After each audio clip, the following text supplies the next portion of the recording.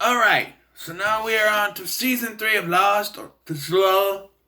So, let's talk about it. So this season is infamous for being the filler season of the show. What I mean by that, as I mentioned in my previous reviews, the first 3 seasons are notorious for having a lot of filler to fill out their 23 to 24 episode seasons. This season has the most filler in it of all, and there's a reason for that. See, the producers, Carlton Cuse and Damon Lindelof, have said multiple times that season 3 was the season where they had to pad it out because ABC wouldn't give them a definitive answer as to when they wanted the show to end. So they padded out season 3 with as much bullshit as they could. As a result, we get episodes about Hurley finding a vehicle and them trying to fix it, or an episode where there's a whole episode dedicated to 2 new characters who we never met before, but we'll get to that. There's a bunch of filler stuff. The first 6 episodes has Jack, Kate, and Sawyer locked up, and nothing really progresses in those episodes. The flashbacks don't really add anything to this season other than a couple where we find out that Christian Shepherd is Claire's dad, and another one where we find out, that Sawyer was in prison. In a previous season, he met this woman, and he was teaching her how to be a con artist. And then in this episode, when he's in prison, she comes to him and tells him that she was pregnant, and she delivered a girl named Clementine. And then in a later episode, one of Kate's flashbacks, Kate meets up with this woman, so there's a connection there. We see Ben's past, that being Benjamin Linus, where his interaction with the Dharma Initiative and how he killed all of them. And I said the episode where Hurley finds the vehicle, there's a dead body in there whose name is Roger. It turns out that is Ben's dad, and Ben is the one who killed him. We also find out that there were actual hostiles, as they called them, on the island during the time with the Dharma Initiative, and that's what the others are, basically. It's a new version of that. So, yes. So before I continue, where did we leave off? Well, Michael took off with Walt. They sent Hurley back to tell them not to try to find them, and then Jack, Kate, and Sawyer were taken away. There are several problems in this season, one of which is bad continuity. So, during the first few episodes, Ben takes Sawyer up to one of the high peaks of the mountain, of the island, and shows him that they're on a smaller island adjacent to the main island. And that no matter if they try to escape, they won't get off because there's no way to get across other than like a submarine or something, or boat of some sort. And they do eventually get back using a boat. But later on in the season, when they go back to save Jack, they don't go to that island. They go to some camp that's supposedly on the other side of the island, even though we've already seen the other side of the island with the Tailies from the second season. So it's very confusing. Also, another continuity error here is when Desmond, when they find him in his boat, he says that he tried to navigate the sea and all he kept finding was the island. This island. Didn't mention a smaller island, just that island. Ben constantly keeps saying he was born on the island, and then in flashbacks, he said he wasn't, and then I think the writers changed it, because then in that same episode, Ben says, I lied, I wasn't born on this island. I'm like, you kept saying that, even says it after, I don't know, some of the lines are strange in this, Ben keeps saying he's born on the island. He says he can see Jacob, but... And Jacob's a whole other mystery we'll get into later. Like I said, there's a lot of filler in this season. And one of the biggest problems with this season... Well, before I get into that, because it in this, new characters. I always name new characters. We got Juliet, who is one of the others, and she ends up joining our team, or the castaways. Desmond is now fully a cast member. He's a full regular now, and Ben is now a full regular. Mr. Echo is in a couple episodes, and then he is killed off because the actor didn't want to live in Hawaii anymore, and I found it weird because... Oh, okay, so, like the second episode, I think it is, Locke stumbles out of the woods, and he can't speak due to what happened at the end of season 2. And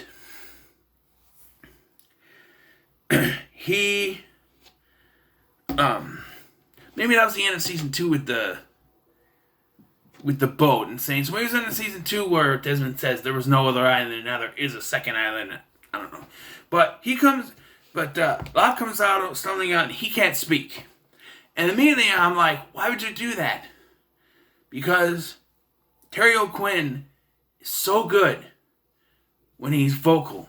But, one, it doesn't last that long. And two, he's actually very good at emoting when he can't speak. So it actually works. We get more introductions to more others. There's Richard Alpert. There's Alex, which we find out is Rousseau's daughter, which is not hard to figure out. And any other regulars? Oh, yes. So the new... Once Echo was killed off, but in this episode, a couple episodes in, they say... Locke says he has to go save Mr. Echo. So they save him from the polar bear, and then 2 episodes later, he's killed by the smoke monster. So why didn't he just let the polar bear kill him? I don't know. And then there's Nicky and Paulo, the most hated characters in the entire series. Why is that? Because the writers decided, rather than have them being introduced as others, or characters that they just happen to run into, other survivors like with the Tailies in season 2, they're just going to have them have been there the entire time. Yep. Nicky and Paulo were written in to have been with them the entire time. They are supposed to be 2 background characters that have been pushed forward as main characters. And it didn't work. People fucking hated them. And I hate them. Why? Well, the first scene with them in it is when Hurley gets back to the camp and you have Nicky yelling at Hurley, "Where's Jack? What are you doing? What's going on?" And immediately, "What's going on, Hurley? Where's Jack?" And I'm just like, yeah, because there's someone we never met before. I need to know. Why did they have her be the first one to yell at Hurley when he gets back? Where's Son? What about Saeed? Well, Saeed and Son were over there, I guess. But what about, Bernard or Charlie? Someone. Anyone other than them. And that's that they get, pushed through this season. They're suddenly tramping off into the woods with them. And they don't deserve it. They didn't earn it. And this leads to the episode Expose, where we get their flashback story. They were thieves. She was working on a show, and then on a TV show, and then it killed the producer or showrunner, whatever. Stole his diamonds, and then got stuck on the plane, which crashed. And now they're searching for the jewels. Paulo finds them, but doesn't want to tell Nicky because they've been getting along so well. He thought maybe, it would make things worse. And it did. We get Arzt back in this episode, who tells them about a spider that can paralyze you. Now this episode starts with Nicky stumbling out of the woods and falling dead. We find out later that's because this spider bit them and paralyzed them. They're not dead. They're just paralyzed. I have one big problem with this. paralyzed or not, paralyzed. They're paralyzed. They would still have a heartbeat. And I think that's one of the main reasons why they didn't wait to kill them off until the last few episodes, because Jack would have been around. And Jack, as a doctor, would have checked their pulses. But they didn't. They had them die in front of Hurley and Sawyer, who are not doctors and don't check their pulses. You're paralyzed. You're not dead. You still have a fucking heartbeat. Yet, how did they get rid of them? How did they finally kill them off? They're buried alive. I understand people hated them, but I don't know. It always aggravates me. Another subplot is that Desmond, after his encounter in the explosion, can now see the future. And we're shown as if it is, he can just see the future. Because the first thing he sees is that Locke's going to make a speech about going to get Jack and them back. But then every other speech is about how Charlie's going... Every other vision is Charlie's death. So I don't understand. Maybe they decided to just write it. He sees Charlie's death once Dominic Monaghan decided to leave the show. I don't know. But all the visions he sees are Charlie's death. The episodes where they delve into Desmond's backstory is actually pretty good. I enjoy those episodes immensely. Desmond is one of the most entertaining characters, engaging characters. I love Desmond. He's one of my favorite characters. And I was excited to see him on the show. I'm so happy. But then he get rid of one of my other favorite characters, Charlie. So Locke ends up staying with the others, and we find out that Locke's dad, who paralyzed him by pushing him out of a giant building, by the way, is also the man who conned Sawyer's parents and ended up with Sawyer's dad shooting his mom and then killing himself. So Sawyer kills him. There's that taken out of the way. We hear about mysterious Jacob, who we will learn... which we will learn more about later. And the others are forced to go hiding into the woods because they know, Jack and the others, they know where they... And then there's this subplot where Juliet is supposedly working for the others, but she's not. She tells Jack what she's doing, and then they're looking after pregnant women, because if you're pregnant on the island, you will die.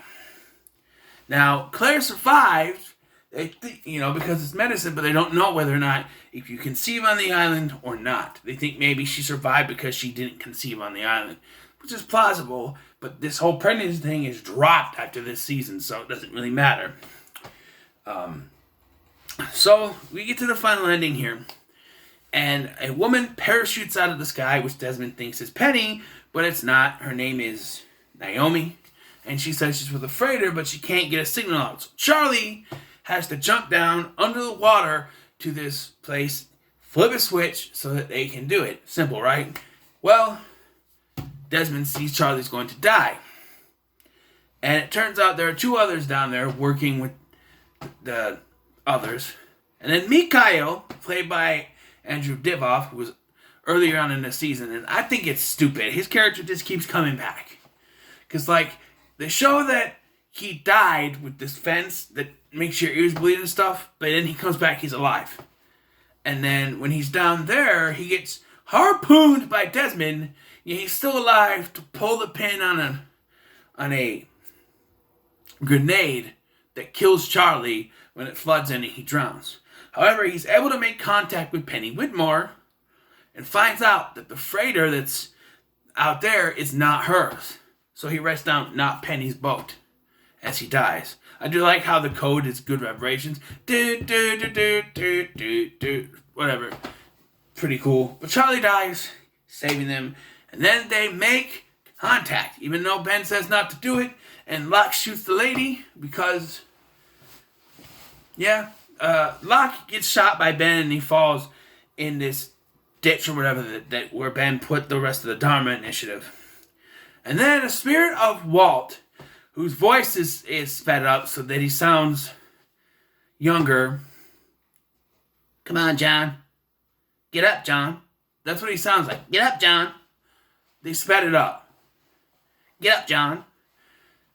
And I'll delve into this specifically after I finish reviewing the entire series, because I have opinions on who that actually was. So we'll get it. But yeah.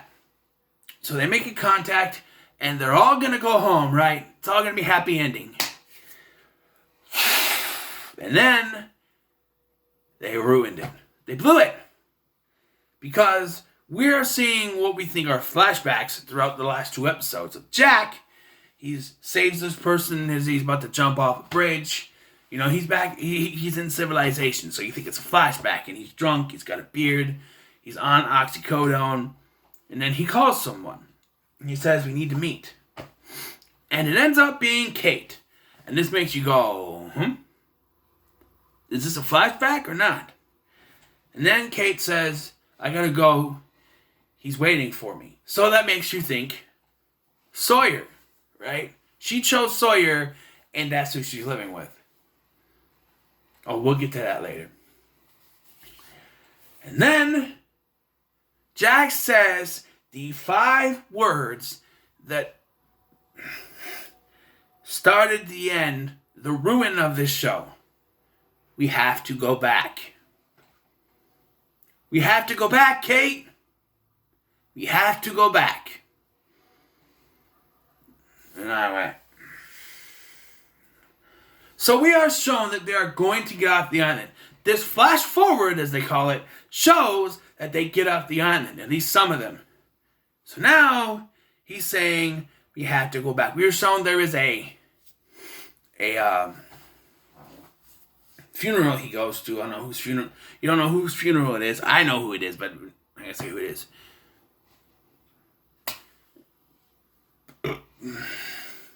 But yeah, it ends with we have to go back, and then lost.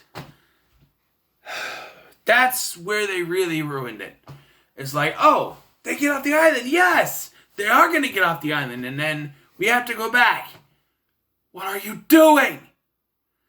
The whole thing was them getting off the island, and now, what? And I guess ABC wasn't sure how long they were going to last, so why not just throw that in there? That starts where the show gets messed up. But anyway, this season, I don't want to say it's the worst, but it was hard to get through at times. Some episodes just drag on, and it's frustrating every time we think something's going to happen, but they have to stall because they have to spread it out. And that's why I think the last 3 seasons go a little faster, are a little bit better, because they don't have to, stall for time. But anyway, yeah. So what are your thoughts on Lost Season 3? Let me know in the comments below. Make sure to like, share, and subscribe. Thank you for watching. I've been Scotty. See you in the next one.